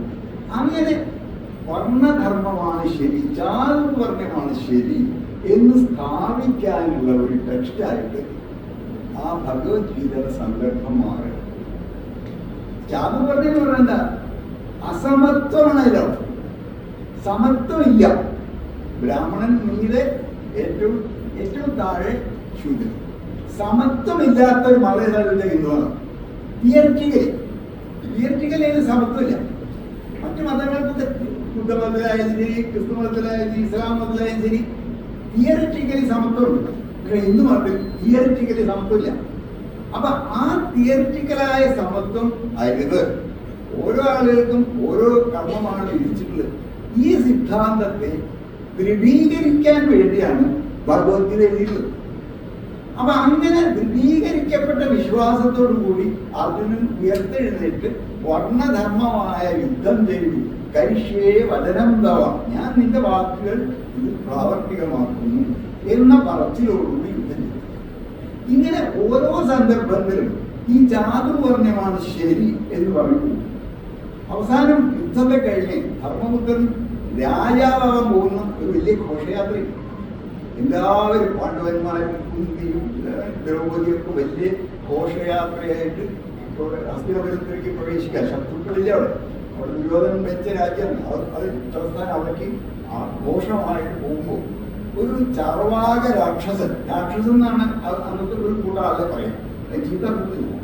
ആ ചർവാകൻ വന്ന് പറഞ്ഞു, അദ്ദേഹം പറഞ്ഞു ഞാൻ ബ്രാഹ്മണരുടെ വാക്കായിട്ടാണ് പറഞ്ഞത്. ബ്രാഹ്മണര് പറഞ്ഞു ഞങ്ങളൊന്നും പറഞ്ഞില്ല. അപ്പൊ അയാൾ പറഞ്ഞു അയാൾ സ്വന്തം വാക്കായിട്ട് ഞാൻ പറഞ്ഞത്. ഈ ധർമ്മപുത്രനുണ്ടല്ലോ അയാള് ശത്രുഘാതകയാണ്. ശത്രുഘാതകൻ ജ്ഞാതിവധം ചെയ്തവനാണ്. അവനവന്റെ ഉറ്റ ബന്ധുക്കളെ കൊന്നവനാണ്. അവന് ഈ രാജ്യം വാഴാൻ അധികാരമില്ല. അത് കേട്ടപ്പോൾ ഇദ്ദേഹം ഒന്നുകൂടി അതിൽ താൻ അനുഷ്ഠിച്ച ഹിംസയിൽ വിഷണ്ണനായി. ഇങ്ങനെ ഓരോ ഘട്ടത്തിലും ഹിംസയിൽ വിഷണ്ണനാവുക, കൃഷ്ണ എന്നുള്ളത് ഭയജനകമായിട്ടൊരു അവസ്ഥയാണ് വരിക. ഇങ്ങനെ ബുദ്ധമതത്തിൻ്റെതായ തത്വങ്ങൾ ഈ മഹാഭാരതത്തിന്റെ രചനയിൽ ഉടനീളം അലിഞ്ഞു ചേർന്നിട്ടുണ്ട് എന്നുള്ളതാണ് ഈ പാഠത്തിന്റെ ഒരു അതായത് ചരിത്രം മഹാഭാരതത്തിലേക്ക് പ്രവേശിച്ചാൽ അതിലുണ്ടെന്ന് കണ്ടെത്തിയാൽ നമുക്ക് കിട്ടുന്ന നിഗമനങ്ങളൊക്കെ ഇതാണ്. അത് വല്ലാണ്ട് കണ്ടെത്തലല്ലേ. അങ്ങനെ കണ്ടെത്തുമ്പോൾ അതിലാണ് ഉടനീളം ബുദ്ധമതത്തിനെയും അതിനെ ചെറുക്കാനുള്ള ഒരു എന്താ പറയണ്ടത് ശ്രമങ്ങളുടെയും ആകത്തുക കൂടിയാണ് മഹാഭാരതം എന്ന് നമുക്ക് മനസ്സിലാവും. ഇങ്ങനെയുള്ള കൃതികളെ ചരിത്രപരമായിട്ട് നോക്കണം. കാരണം അല്ലാണ്ട് കോസമ്പേക്ക് ചെയ്തത് സാഹചര്യപരമായിട്ട് ഇരുമ്പായിരുന്നതും മറ്റൊരു ഇങ്ങനെയല്ല. ഇത് ഇന്റേണലായ ഇതിവൃത്തത്തിലും കഥാപാത്രത്തിലും എങ്ങനെ ഇൻസ്ക്രൈബ്ഡ് ആയിട്ടുണ്ട് എന്നുള്ളതാണ് ചരിത്രപരമായ അന്വേഷണം. അങ്ങനെ അന്വേഷിക്കുമ്പോഴാണ് അതിന്റെ സത്തയിലേക്കും അതിന്റെ ഒരു വൈകാരിക അനുഭൂതിയിലേക്കൊക്കെ നമ്മൾ പ്രവേശിക്കുന്നു. അങ്ങനെ അനുഭൂതിയിലേക്ക് പ്രവേശിക്കുമ്പോൾ കിട്ടുന്ന ഇതാണ് ഇങ്ങനെ വിഷണ്ണനായിട്ട് അതുപോലെ എന്താ പറയുന്നത് ഒരു ഹോപ്പില്ലാതെ ഇരിക്കുന്ന ഒരാത്മ. അത് അതേപോലെ തന്നെ ധർമ്മപുത്രൻ അനുഭവിക്കുന്നു. മിക്കവാറും എല്ലാ കഥാപാത്രങ്ങളും ഹിംസയാണ് കഥാപാത്രം ഘോഷിക്കുന്നത്. അതിന്റെ എത്ര വിധത്തിലുള്ള ആയുധങ്ങളാണ് ഉള്ളത്. ഇപ്പൊ ഉദാഹരണത്തിലായിട്ട് ആദ്യത്തിൽ ഈ മറ്റേ കാട് നശിപ്പിക്കുന്ന ഒരു രംഗമുണ്ട്. കാളിന്ത്യാനത്തിന് തൊട്ടുള്ള കാണ്ഡവനം നശിപ്പിക്കുന്ന രംഗമുണ്ട്. എന്തോ ഒരു സംഭാരം, എല്ലാത്തിനെയും കൊന്ന് അവര് മുന്നേറുക. ഇത്ര ഭീകരമായിട്ടൊരു വധം അത് പിന്നീട് വരാനിരിക്കുന്ന വേറൊരു ക്ഷേത്ര യുദ്ധത്തിന്റെ പ്രാരംഭമാണെന്ന് നമുക്ക് മനസ്സിലാവും. അത് കഴിഞ്ഞിട്ട് സർപ്പയജ്ഞം കൊണ്ട് വേറെ നടത്തുന്നുണ്ട്. ലോകത്തിലുള്ള എല്ലാ പാമ്പുകളെയും വിളിച്ചു വരുത്തി ആവാഹനം ചെയ്ത് കത്തിക്കുക. ഇങ്ങനെ കാട് കത്തിക്കുന്നു, അതിൽ പാമ്പുകൾ ചാവും. പിന്നീട് മനുഷ്യരെ കത്തിക്കുന്നു, പിന്നീട് ലോകത്തിൽ ജീവിച്ചിരിക്കുന്ന എല്ലാ പാമ്പുകളെയും കത്തിക്കുന്നു. ഇങ്ങനെ വധങ്ങളുടെയും അതുപോലെ വിഗ്രഹങ്ങളുടെയും കൂട്ടക്കൊലകളുടെയും ഇടപെട്ടുള്ള ഇടവേളകളാണ് മഹാഭാരതത്തിൽ ഉണ്ടെന്ന് കാണുന്നത്. അതിൻ്റെ ഉള്ളിൽ 2 3 മനുഷ്യരുടെ അതിതീവ്രമായിട്ടുള്ള വിഷാദം. എന്തൊരു ഗംഭീരമായിട്ടുള്ള ഒരു കഥാരചനയാണ്. അങ്ങനെയുള്ള ഒരു ചരിത്രം അതിലേക്ക് പ്രവേശിച്ച് കിട്ടുന്ന ഉൾക്കാഴ്ചകളാണ് മാരാർക്ക് ശേഷം വന്ന മഹാഭാരത പഠനത്തിന്റെ ഒരു സാരം. ഇനി രണ്ടാമത്തെ സാരം അത് മഹാഭാരത ടെക്സ്റ്റിനെ പറ്റുന്നത്. അതെന്ന് വെച്ചാൽ മറ്റേ ഇതിലെ ഒരു വലിയ തമാശയുണ്ട്. ഈ മഹർഷിമാരെ മാരാര് വളരെയധികം പുകഴ്ത്തും. ഋഷി കവി, ഋഷിയല്ലാത്തവൻ കവിയല്ല. അത്ര പുണ്യപുരുഷന്മാരും ഒരു ആത്മസംയമനമൊക്കെ ഉള്ളവരും ഒക്കെ ആയിട്ടാണ് ഇന്ത്യയിൽ ഉടനീളം എന്നും മഹർഷിമാരെ കണ്ടിട്ടുള്ളത്. ഇവിടെ മഹാഭാരതത്തിൽ അങ്ങനെയല്ല. മഹാഭാരതത്തിൽ തമാശ എന്താ വെച്ചാൽ മഹാഭാരതത്തിൽ ഒരു വശത്ത് മഹർഷിമാരെ ഇങ്ങനെ വിശുദ്ധരും സംയത ക്രമികളും ഒക്കെ ആയിട്ട് വിവരിക്കും.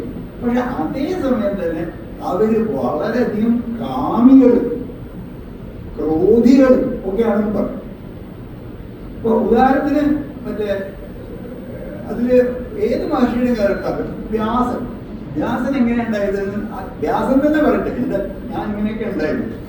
അതായത് പരാശര മഹർഷി എന്ന് പറഞ്ഞ വലിയ കേമനായ മഹർഷി, അദ്ദേഹം യമുനാനദി കടക്കുമ്പോൾ തോണി തുഴയുന്നത് അവിടെ മുഖസ്ത്രീയായിട്ടുള്ള സത്യവതി എന്നുള്ള അതിസുന്ദരിയാണ്. അപ്പൊ ആ അതിസുന്ദരിയെ കണ്ടു തോണിയിലിരിക്കുകയാണ് പരാശര മഹർഷി. അദ്ദേഹത്തിന് കാമുദിച്ചു. ഈ തോണി അക്കരെ ചെല്ലാനുള്ള ക്ഷമ പോലും അദ്ദേഹത്തിന് ഉണ്ടായില്ല. എനിക്ക് ഇപ്പൊ തന്നെ സംയോഗം വേണം എന്ന് അദ്ദേഹം അവളോട് പറഞ്ഞു. ഇപ്പൊ തന്നെ വേണ്ട, അവിടെ എത്തിക്കൊണ്ടേ അത്.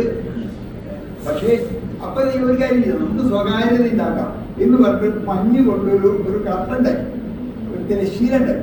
എന്നിട്ട് അതിനുള്ളിൽ എന്താ പറയണ്ടത്, വേഴ്ച നടത്തി ഒരു കുഞ്ഞു പറഞ്ഞു.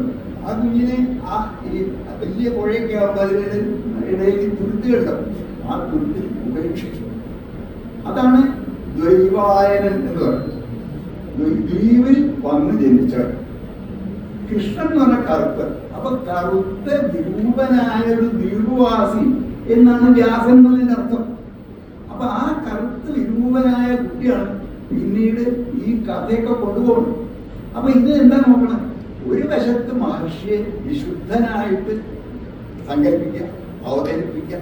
അതൊന്നും അല്ല എന്ന് പറയാതെ അതിന് വിരുദ്ധമായിട്ട് അദ്ദേഹത്തിന്റെ വേറൊരു പ്രവൃത്തി പറയും.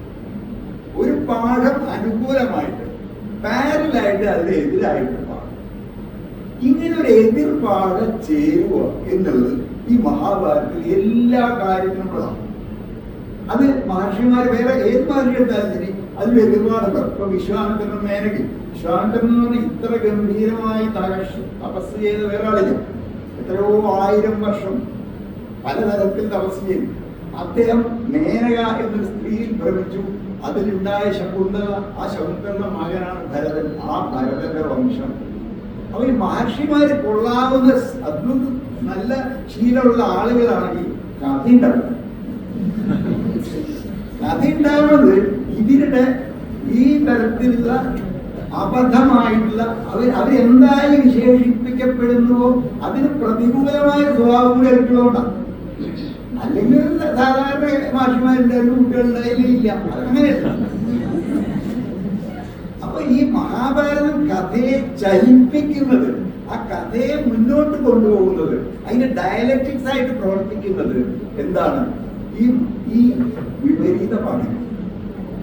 ഇപ്പൊ ധർമ്മപുത്രന്റെ വിപരീതമാണ് എന്താ നോക്കാം. ധർമ്മപുത്രൻ രണ്ടാമത് ചൂത് കളിച്ചു, ഇല്ലേ? രണ്ടാമത് ചൂത് കളിച്ചു, ആദ്യം തോറ്റു മറ്റേ കള്ളച്ചൂതാണെന്ന് കണ്ടു. എന്നിട്ട് പിന്നെയും ചൂതിന് കളിച്ചപ്പോ പിന്നെയും ചെന്നു.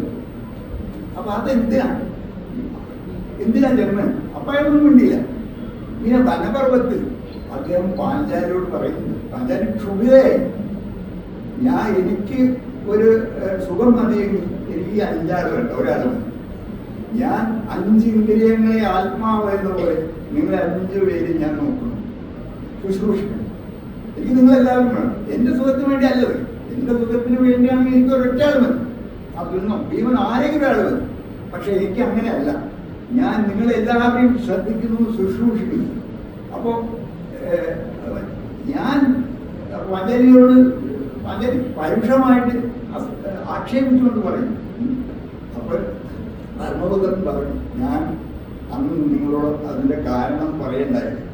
കാരണം എന്താണെന്ന് വെച്ച് കഴിഞ്ഞാൽ, എനിക്ക് ദുര്യോധൻ കൈവശം വെച്ചിരിക്കുന്ന പകുതിരാജ്യമുണ്ട്, അതുകൂടി ചൂത് കളിച്ച് ഒന്ന് എടുക്കാലോ എന്ന് വിചാരിച്ചിട്ടാണ് ഞാൻ രണ്ടാമതും ചൂത് കളിക്കാൻ ഇറങ്ങിയത്. എന്തൊരു ഭീകര, അത് കുമ്പസാരിക്കാം, വിഷമത്തോടുകൂടി ഭയങ്കര ഉഷ്ണിച്ച് വിഷമിച്ച് കത്തിച്ച് അദ്ദേഹം അത് പറയാം. എന്താണ് അത്ഭുതം!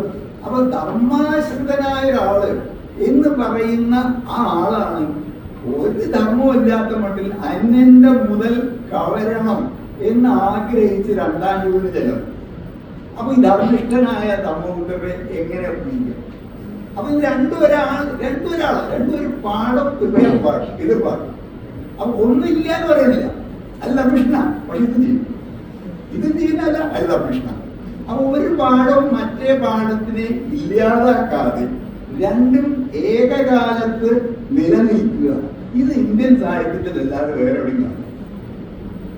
ഇതാണ് രാമായണം നോക്കിയാലും ശരി, എല്ലാത്തിനും ശരി. ഈ പറയുന്ന ഒരു പാഠം ഉണ്ടാവും, അതിന് വിപരീതമായിട്ട് വേറെ പാഠമുണ്ടാവും. മഹർഷി കൊള്ളാം, ശരി കൊള്ളാം, പക്ഷേ വേറെ ഇത് കഥയില്ല, അത് കേൾക്കണം. അതാണ് ഈ അനേക ആളുകൾ നിർമ്മിച്ചതായത് കൊണ്ടുള്ള ഒരു ഗുണം. ഒരാളെ നിർമ്മിച്ച ഒരു ചായം കൊണ്ട് എഴുതുന്നു. ഇത് പല പല ചായം കൊണ്ടാണ് എഴുതുന്നത്. അയാൾ ധർമ്മിഷ്ഠനാണ്, അധർമ്മിഷ്ഠനാണ്. അയാൾ ഇന്ന ആളാണ്, ഇന്ന ആളാണ്. അയാൾ മഹർഷി കൊള്ളാവുന്ന ആളാണ്, കൊള്ളരുതാത്ത ആളാണ്. എല്ലാ മഹർഷിമാരും കോപം കൊണ്ട് രതി അടക്കാനാവാത്ത സാധാരണ മനുഷ്യന് ഒരു പുഴ കടന്നാൽ പുഴ കടന്നിട്ട് മതി എന്നല്ലേ നമ്മളൊക്കെ വിചാരിക്കുള്ളൂ. പക്ഷെ അതല്ല. ഇതിൽ അത്യന്തം തപസ്വികളും എല്ലാം അത്യന്തം ക്രുദ്ധരാവുന്നവരും അത്യന്തം കാമാവേശമുള്ളവരും ഒന്നിനെയും അടക്കി നിർത്താൻ ഒരു നിമിഷത്തേക്ക് പോലും ശക്തിയില്ലാത്ത ആളുകൾ ആയ മഹർഷിമാരായിട്ടാണ് ഇവർക്ക് അവതരിക്കുന്നത്.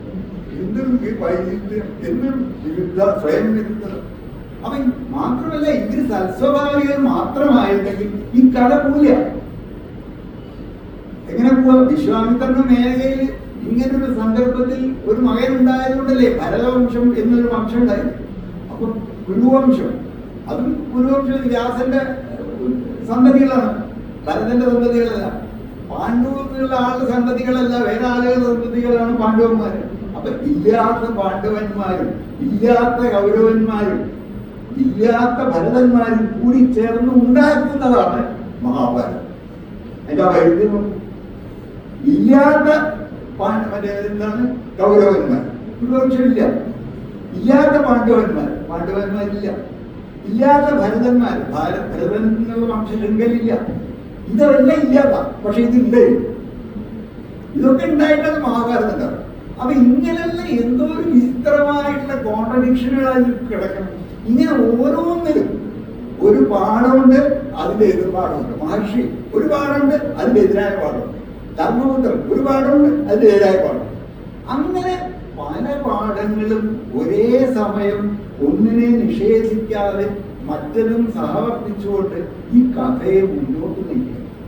അപ്പൊ മഹാഭാരതം കഥ അത് മുന്നോട്ട് നീങ്ങാനുള്ള ഫ്യൂവൽ, അത് കയറ്റാനുള്ള ഡീസലോ പെട്രോളോ ഇലക്ട്രിസിറ്റി എന്താ വെച്ചാൽ അത് ഈ മഹർഷിമാരുടെ, മുഖ്യമായും മഹർഷിമാരുടെ ഈ തരത്തിലുള്ള പെരുമാറ്റമാണ്. അപ്പൊ ഈ മഹർഷിമാരെ എന്തെങ്കിലും പൂജിക്കണം, വലിയ വന്ധ്യരാണെന്ന് വിചാരിക്കാം. ഋഷിയായവനെ കവിയാവുമെന്ന് പറയണമെങ്കിൽ അത് ഇങ്ങനെയാണ് ഋഷി എന്നാണ് എന്താ നിങ്ങളതിനെ വിശേഷിപ്പിക്കുക. ഇങ്ങനൊരു കോൺട്രഡിക്ഷനെ ഒരിക്കലും ബ്രിട്ടീഷുമാരാര് അഭിമുഖീകരിച്ചിട്ടില്ല. ഞാൻ അദ്ദേഹത്തിന്റെ പരിമിതിയായിട്ടൊന്നല്ല, അന്ന് ഇന്ത്യയിൽ ആരും അഭിമുഖീകരിച്ചിട്ടില്ല. ഇങ്ങനെയും ആവാം ഋഷികൾ, ഇങ്ങനെയാണ് ഋഷികൾ എന്ന് മഹാഭാരതത്തിൽ പറയുന്നുണ്ട് എന്ന് ഉച്ചരിക്കാൻ നമുക്ക് പറ്റിയിട്ടില്ല. അതാണ് മഹാഭാരതത്തിന്റെ വലിയൊരു സവിശേഷം. അപ്പൊ അതുകൊണ്ട് തന്നെ ഇത് എന്ത് സന്ദേശമാണ് നൽകുന്നത്? അപ്പൊ അത് എന്താണ് വായിച്ചാൽ ഫലം? വായിച്ചാൽ അത് പറയും മംഗളമാണ് ഫലം എന്ന് പറയും. മംഗള സൂചകമായിട്ട് പുസ്തകം. ശരി, അപ്പൊ നമ്മൾ പറഞ്ഞു ഇത് മംഗളമേ അല്ല എന്ന് പറഞ്ഞിട്ട് ആളുകൾ അത് നടത്തിയ ആ സ്ഥലം ഹോമം കൊണ്ട് ശുദ്ധീകരിക്കണം എന്ന് പറഞ്ഞ വിഭാഗം. ഇവിടെ കേരളത്തിൽ അത് വായിച്ച അർത്ഥം പറയാനായിട്ട് കുറെ പൂജാരിമാരെ ശമ്പളം കൊടുത്തിട്ടുണ്ട്. ഇതിങ്ങനെ പൊരുത്തപ്പെടാം. അപ്പൊ ഇങ്ങനെ പൊരുത്തപ്പെടാത്ത സാധനങ്ങളെല്ലാം കൂടി ഇതിൽ വരുന്നുണ്ട്. ഇങ്ങനെയുള്ള ഒരു വൈചിത്രം കൂടിയാണ് മഹാഭാരതം. ഈ സന്ദർഭത്തിലാണ് ഈ മഹാഭാരതത്തിന്റെ ഈ തരത്തിലുള്ള മൊത്തത്തിലുള്ള എന്താണ് സന്ദേശം എന്നത് ചോദ്യം. എന്താണ് സന്ദേശം? യുദ്ധമരുത് എന്നാണ് സന്ദേശം, ഹിംസ അരുത് എന്നാണ് സന്ദേശം, അത് കരുണ ആണ് യഥാർത്ഥം എന്നാണ് സന്ദേശം. എന്താ സന്ദേശം നമുക്ക് വ്യക്തമല്ല. മംഗളമാണ് എന്ന് പറയുന്നവർക്ക് അത് ആ പറച്ചിലേക്കിലെടുത്തിട്ട് എല്ലാവരും സ്വർഗസ്ഥരായി വളരെ വിശേഷമായി കഴിഞ്ഞു എന്ന് പറയാം. അതല്ല, അത് വിട്ടിട്ട് യുദ്ധത്തിന്റെ വീരത്തിന്റെ നാശത്തിന്റെയാണ് സന്ദേശം എന്ന് പറഞ്ഞാൽ അത് സുവ്യക്തം. അത് അത്രത്തോളം വ്യക്തമായിട്ട് പുസ്തകം പറയുന്നത്. അപ്പൊ അതിലാണോ നമ്മൾ അർത്ഥവിശ്രാന്തിയോടേണ്ടത്? അതോ മറ്റേതാണോ? യുദ്ധത്തിൽ എല്ലാവർക്കും മടുപ്പ് വന്ന് വിഷാദ ആയി ആ മറ്റേ കൃഷ്ണന്റെ വംശമൊക്കെ നശിക്കുന്നത് അത് അത്യന്തം ദാരുണവും വളരെ അപലപനീയമായ കാഴ്ചകൾ. 2-3 മഹർഷിമാര് വന്നു. മഹർഷിമാര് എല്ലാം പ്രവചിക്കും.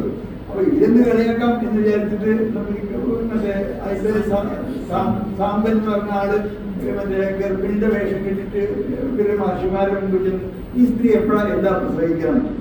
അത് മഹർഷിമാർക്ക് കാര്യം മനസ്സിലായി. അതൊന്നും ഇതിന് സ്ത്രീ ഇരുമ്പുലൊക്കെയാണ് പ്രസവിക്കുക. അപ്പൊ ഇതൊക്കെ പരിഭ്രമായി. അങ്ങനെ യഥാകാലം പ്രസവിച്ചു ഒരു ഇരുമ്പുലൊക്കെ. അപ്പോ എന്ത് ചെയ്തു? ഇതും കൂടെയൊക്കെ രാവിലെ കോടിയാക്കിയിട്ട് സമുദ്രത്തിൽ കലക്കി. ആ സമുദ്രം അടിച്ചു കയറ്റിയ തീരത്തടിഞ്ഞു. അതിൽ നിന്നൊക്കെ ഓരോ പുല്ലുകൾ ഉയർന്നു.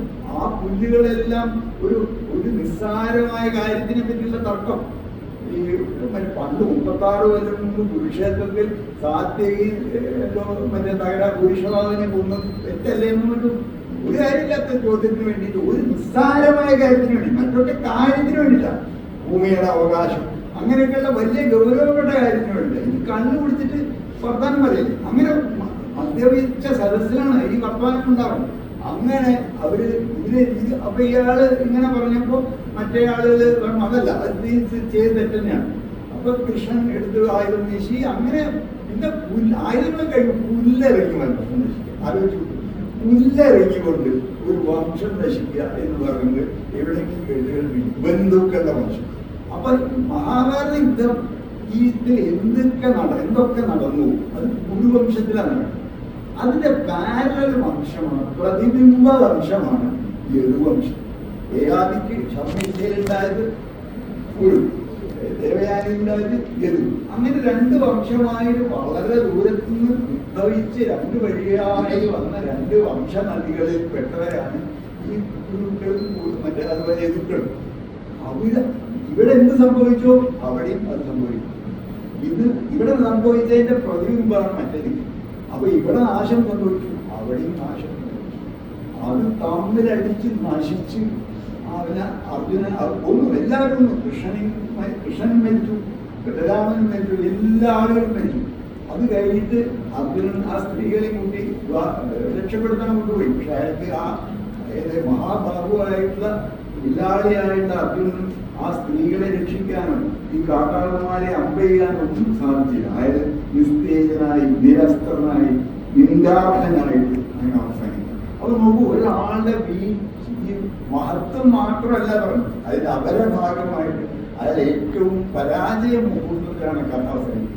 അതാണ് ഈ വീരന്മാരുടെ വീരത്വം ഘോഷിക്കുന്ന അല്ല ഇത്. അത് മാലായി പറഞ്ഞു വളരെ ശരിയാണ്. അതുകൊണ്ട് ഞാൻ പൂർണ്ണമായി ഇത് വീരന്മാരുടെ വീരത്വം ഘോഷിക്കുന്ന ഒരു പുസ്തകമല്ല. അതിന്റെ സങ്കടങ്ങളും അതിൽ അനുബന്ധമായി വരുന്ന പാവക്കറകളും വിഷാദങ്ങളും എല്ലാം ചേർത്ത് നിർമ്മിച്ച ഒരു അനുപമമായ കൃതിയായിട്ട് ഈ മഹാഭാരതം വരുന്നതാണ്. അതുകൊണ്ട് ഈ മഹാഭാരതം അന്നുണ്ടായത് മാത്രമല്ല, ഇന്ന് സംഭവിക്കുന്നത് കൂടിയാണ്. ഒരു സംശയമില്ല. NS മാധവന്റെ കഥയുണ്ട്. ആ കഥ ഈ അവസാനത്തെ മഹാപ്രസ്ഥാന യാത്രയെ അവലംബമാക്കി എഴുതുക. അതായത് 5 ആളുകളെ ആമം വെച്ചിട്ട് പിന്നെ മാവോയിസ്റ്റുകളെന്ന് പറഞ്ഞാൽ ആന്ധ്രാപ്രദേശിൽ കൂടെ നടത്തിക്കൊണ്ട് പോയി, ടി റോഡ് എന്ന് പറയുന്ന റോഡിൽ കൂടി. അപ്പോൾ ഒരു വെടിപൊട്ടി ഈ ദ്രൗപദി വീണു. ധർമ്മപുത്രൻ ചോദിച്ചത് ആരാണത്? ദ്രൗപദിയാണ്. അങ്ങനെ ആ 5 പേരും അങ്ങനെ വെടികൊണ്ട് വീണ് ഉള്ള മഹാപ്രസ്ഥാനം അത് ഇന്ന് സംഭവിക്കുന്നത്. അപ്പൊ ഇന്ന് സംഭവിക്കുന്നതും അന്ന് സംഭവിക്കുന്നതും ഒക്കെ ഒന്ന് തന്നെയാണ്. എങ്കിൽ സാരം കൊണ്ടുവന്നാണ് രൂപം കൊണ്ട് വ്യത്യാസമായി. അപ്പൊ അങ്ങനെ അത് സമകാലികമായിട്ടുള്ള അർത്ഥത്തിലേക്ക് വിടർന്ന് നമ്മുടെ കാലത്തെയും ഉൾക്കൊണ്ട് നമ്മളിലൂടെ പ്രവർത്തിക്കുന്ന എല്ലാ നാട്ടിലും മഹാഭാരതമായിട്ട് ബന്ധപ്പെട്ട ഒരു കഥയും. ഇപ്പൊ മഹാഭാരതത്തിന്റെ ആന്ത്രോപോളജി എന്നൊരു പുസ്തകം എന്നൊരു വിഭാഗം തന്നെ ശാസ്ത്രശാല പഠനശാഖ തന്നെ ഉണ്ടായി. ഷിംലയില് അവരുടെ ഒരു കോൺഫറൻസ് ഉണ്ടായിരുന്നു 1993. അന്ന് ഇന്ത്യയിലെ ആന്ത്രോപോളജിസ്റ്റുകളും അതുപോലെ ഭൂമിയോളജിസ്റ്റുകളും എല്ലാം ചേർന്ന് 25 വിദഗ്ധന്മാരടങ്ങി ഒരു സെമിനാറുണ്ട്. അതിന്റെ പുസ്തകം വന്നു. അപ്പൊ ആ പുസ്തകത്തിൽ അത് നരവംശാസ്ത്രകാരനായിട്ടുള്ള AK സിംഗ് അതിന്റെ അവതാരികളുടെ അവസാനം എഴുതി ഇന്ത്യയുടെ മഹാഭാരത കഥാപാത്രങ്ങൾ വന്നെത്താത്തതായി ഇന്ത്യയിൽ ഒരിടവും ഇല്ല. അത് എല്ലാ ദിക്കിലും ആ കഥാപാത്രം ഹിഡുമ്പി മണിപ്പൂരിലുണ്ട്, അതുപോലെ ഹിമാചലിലും. എല്ലാ കഥാപാത്രങ്ങളും നിങ്ങളുടെ ഗ്രാമത്തിലെ ഏതെങ്കിലും ഒരു സ്ഥലത്ത് അടുപ്പ് കൂട്ട് മറ്റേ കുളിക്കുക എന്തെങ്കിലും ചെയ്തിട്ടുണ്ടോ? അതില്ലാതില്ല. എല്ലാ കഥാപാത്രങ്ങളും എല്ലാ ദിക്കിലും എത്തി. അങ്ങനെയാണ് വ്യാപിച്ചിട്ടുള്ളത്. ഇപ്പൊ ഈ കോട്ടക്കൽ ശശിധരൻ എന്ന കഥകളിൽ നടന്നു. ഈ മൗറീഷ്യസിന്റെ അടുത്തുള്ള യൂണിയൻ എന്ന് പറഞ്ഞ ദ്വീപുണ്ട്. ആ ദ്വീപിൽ പോയി അവിടെ ഇവിടുന്ന് പോയ തമിഴരാണ് അവിടെ അധികം ഇവിടുന്ന് കുര്യനായിട്ട് കൊണ്ടുപോയി. അപ്പൊ അപ്പൊ അവിടെ ചെന്നപ്പോ ഇയാൾ അത്ഭുതപ്പെട്ടു. ഇവിടുത്തെ തെരുക്കൂത്ത് അവിടെ ഉണ്ട്. തെരുക്കൂത്ത് മഹാഭാരതം കഥ നാടകമായിട്ട് അഭിനയിക്കുന്നത്. ഇവിടുത്തെ പേരുകളുണ്ട്, പാഞ്ചാലി എന്നും അർജുനൻ എന്നുള്ള പേരുകൾ അവിടെ ഉണ്ട്. എത്രയോ നൂറ്റാണ്ടുകൾക്ക് മുമ്പ് പോയതാണ്. അങ്ങനെ ഈ എന്താ പറയണ്ടേ, എല്ലാ സ്ഥലത്തും മഹാഭാരതത്തിന്റെ ഒരു അംശം പേര് കൊണ്ടല്ലാതെ നിങ്ങളുടെ പേരോ നിങ്ങളുടെ നാട്ടുപേരോ നിങ്ങളുടെ ഒന്നുമില്ല. അത്രയധികം വിപുലമായിട്ട് വ്യാപിച്ചു. നാട്ടിലും മനസ്സിലും എല്ലാം ഈ ഇതിഹാസം വ്യാപിച്ചു കഴിഞ്ഞു. അങ്ങനെയുള്ളൊരു ജീവിക്കുന്ന സമകാലികതയാണ് ഇന്ന് ഈ മഹാഭാരത പുസ്തകത്തിന്. അതിൽ സംഭവിക്കുന്നതൊക്കെ ലേശം വ്യത്യാസത്തോടെ, പക്ഷെ അതേ ക്രൂരതയിൽ അതേ സാമ്യത്വം കൂടി ഇന്നും ആവർത്തിക്കുന്നു. ഇതാണ് മഹാഭാരതത്തിന്റെ അനന്തര പാഠങ്ങളും പഠനം. ഇത്രയും പറഞ്ഞുകൊണ്ട് ഞാൻ അവസാനിക്കുന്നു.